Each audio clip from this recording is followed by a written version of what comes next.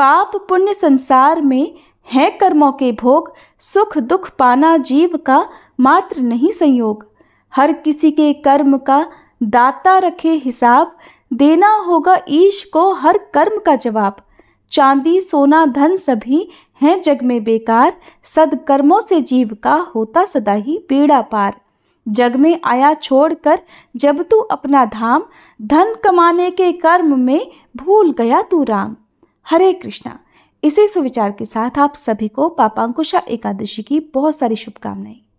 आश्विन माह के शुक्ल पक्ष की एकादशी है पापांकुशा एकादशी, और एकमात्र ये एकादशी इतनी प्रभावशाली है, केवल पापांकुशा एकादशी में इतनी सामर्थ्य है कि ये अपने भक्तों के जन्म जन्मांतरों के पापों को एक क्षण में ही भस्म करने की सामर्थ्य रखती है। इसलिए ठाकुर जी के सभी भक्तों को, और खासकर ऐसे भक्तों को जो बार बार इस जन्म मरण के चक्कर में नहीं बंधना चाहते, जो इस भवसागर में बार बार डूबना उतराना नहीं चाहते और अंत में भगवान के वैकुंठ लोक की प्राप्ति चाहते हो, उन्हें आज के दिन सच्चे मन से ठाकुर जी की पूजा करके पापांकुशा एकादशी व्रत धारण करके कथा का श्रवण करना चाहिए। जो भक्त इस प्रकार के नियमों का पालन करता है, उनके सभी पापों का नाश ठाकुर जी की कृपा से हो जाता है। प्रिय श्रोताओं, इस कलयुग में हम सभी से छोटे बड़े पाप कर्म नियमित रूप से या कभी न कभी होते ही रहते हैं और भविष्य में भी होते रहेंगे, और यदि इन पापों का प्रायश्चित ना किया जाए तो हमें बार बार इन पापों का दंड भुगतने के लिए इस पृथ्वी पर जन्म लेते ही रहना होगा।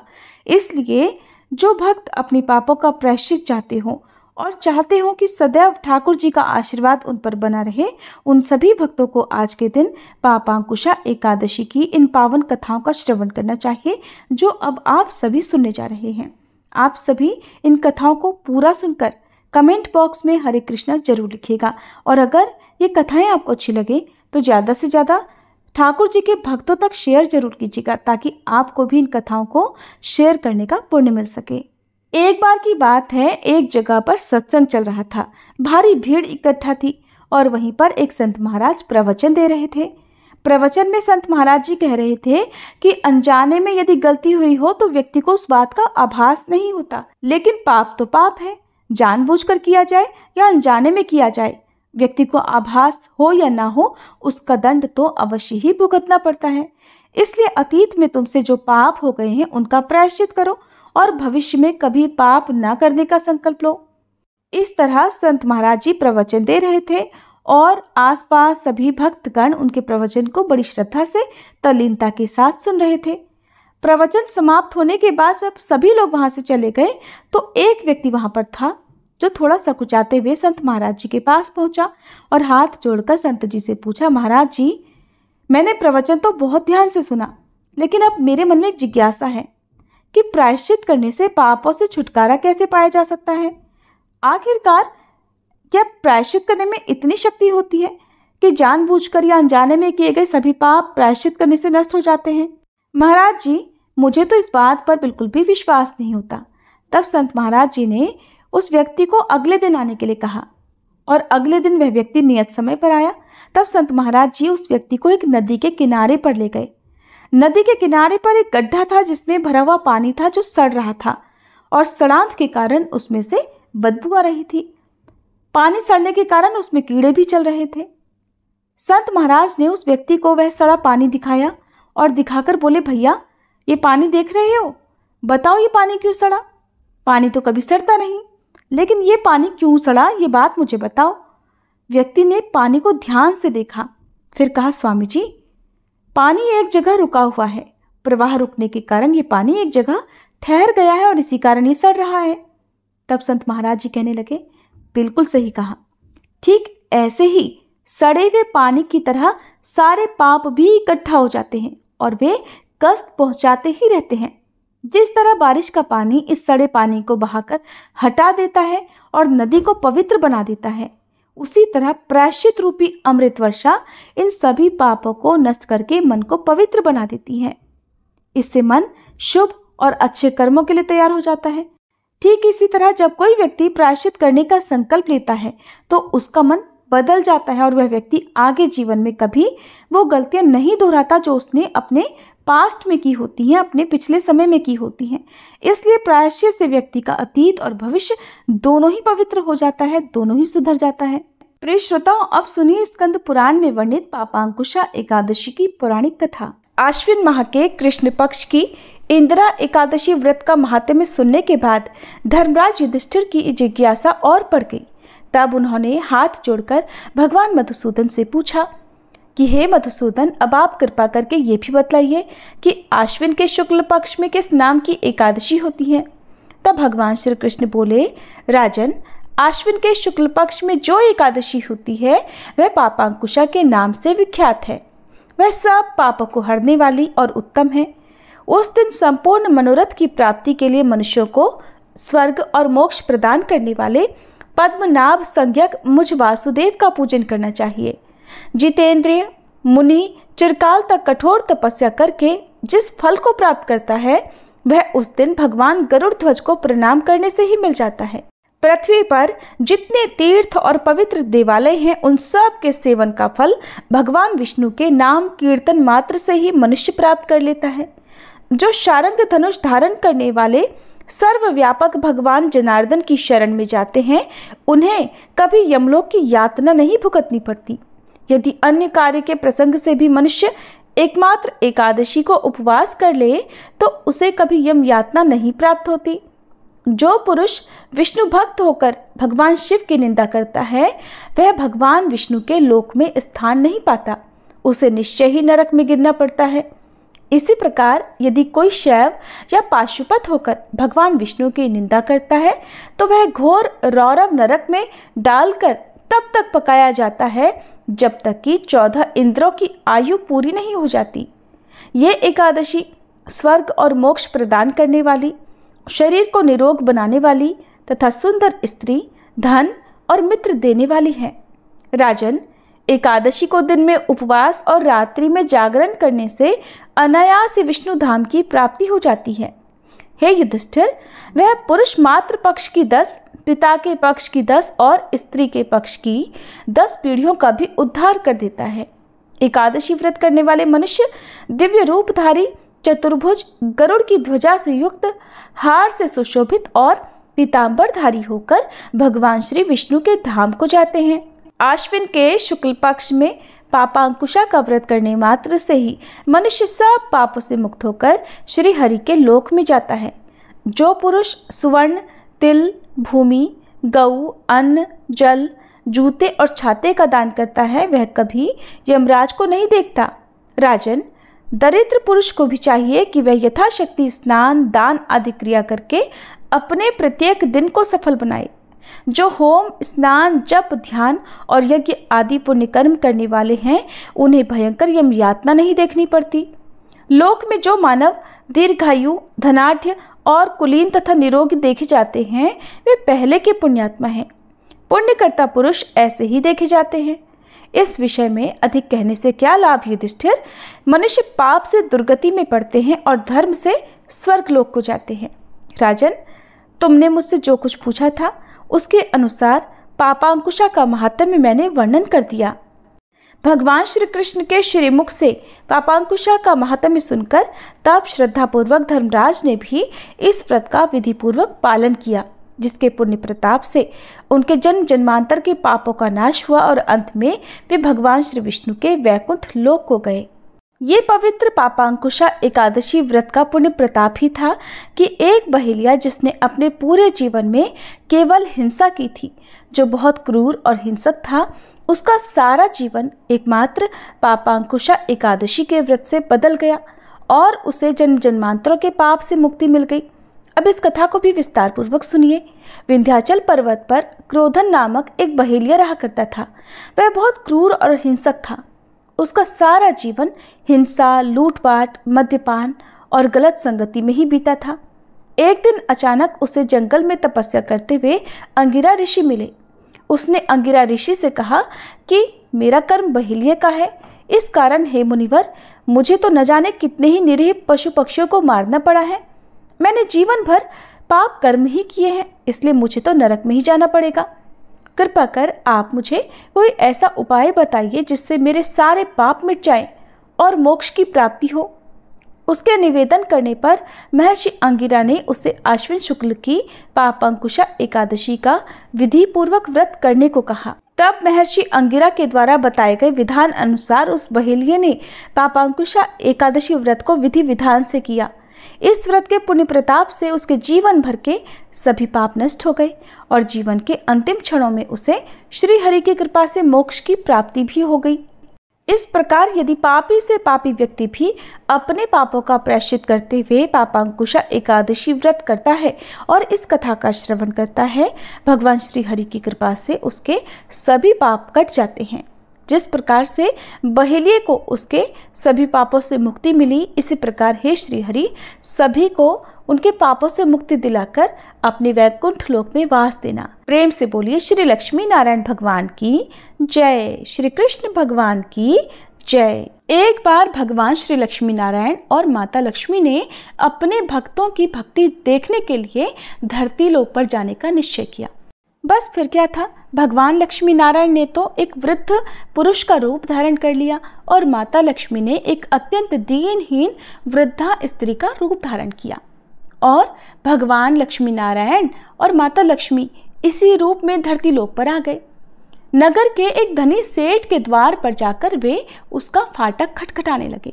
दरवाजा खोलकर सेठ ने देखा कि उसके द्वार पर तो कीचड़ मिट्टी से सने हुए दो अत्यंत वृद्ध स्त्री और पुरुष खड़े हुए हैं।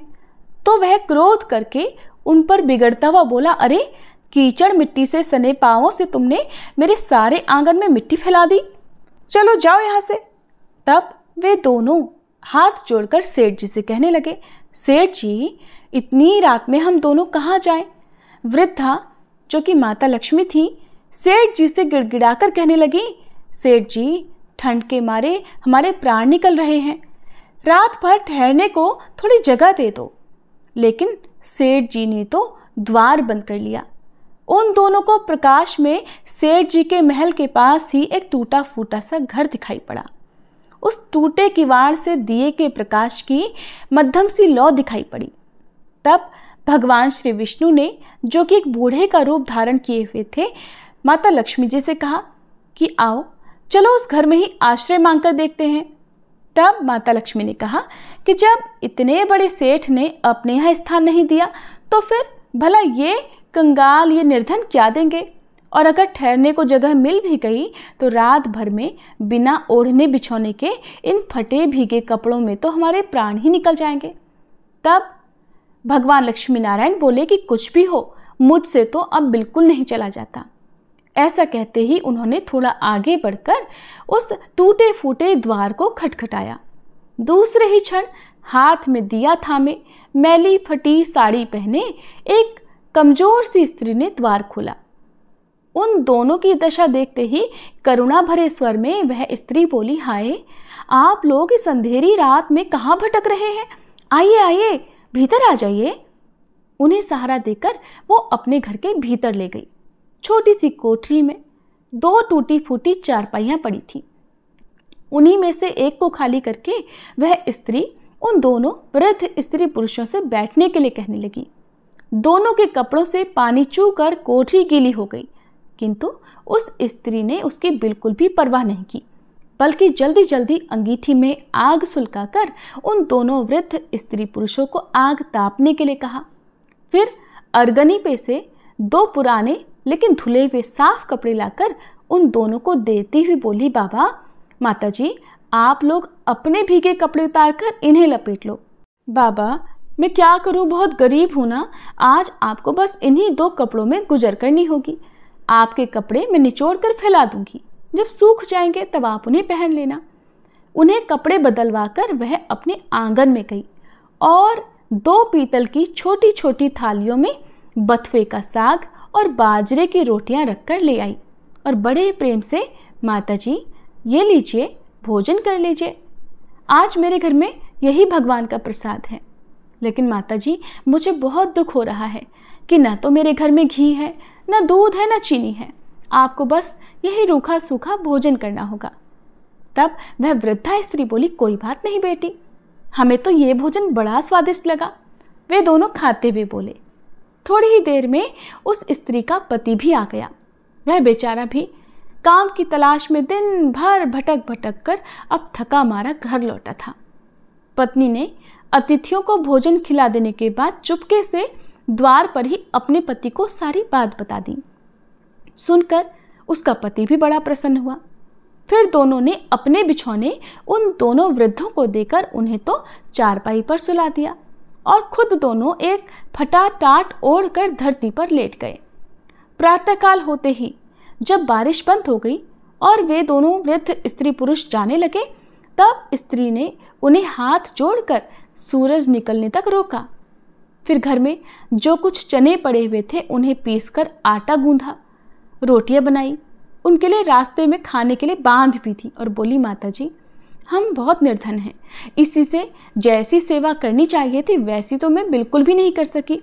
आशा है आप हमें क्षमा कर देंगे। बूढ़ी स्त्री अर्थात माता लक्ष्मी ने उत्तर दिया, बेटी हम गरीबों की जो सेवा तुमने की है उसका फल तुम्हें भगवान अवश्य देंगे। आज तू जो भी चीज को छुएगी वो दिन भर खाली नहीं होगी। ऐसा कहकर वृद्ध रूपधारी भगवान लक्ष्मी नारायण और माता लक्ष्मी जी तो वहां से चले गए। अब उस स्त्री को अपनी बथुए की हांडी को साफ करने की याद आई। रसोई में जाकर जैसे ही उसने हांडी उठाई तो देखकर उसकी आंखें आश्चर्य से खुली की खुली रह गईं। उस हांडी में अशर्फियां भरी हुई थी। अब जो उसने उसे उलटकर रखा तो वो दोबारा भर गई।